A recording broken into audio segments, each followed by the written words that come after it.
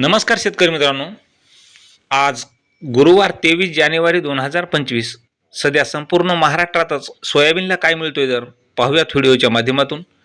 पहिली बाजार समिती आहे अहिल्यानगर, आवक आलेली आहे 25 क्विंटलची।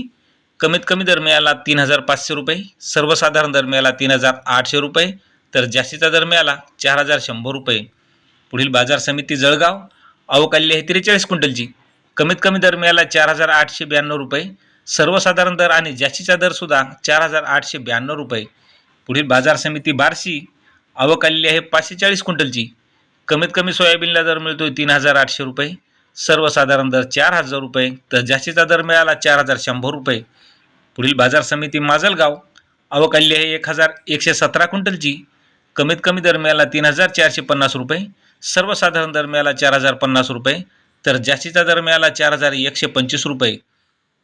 तर शेतकरी मित्रांनो, असेच दररोजचे बाजारभाव पाहण्यासाठी चॅनलला सबस्क्राईब करा। धन्यवाद।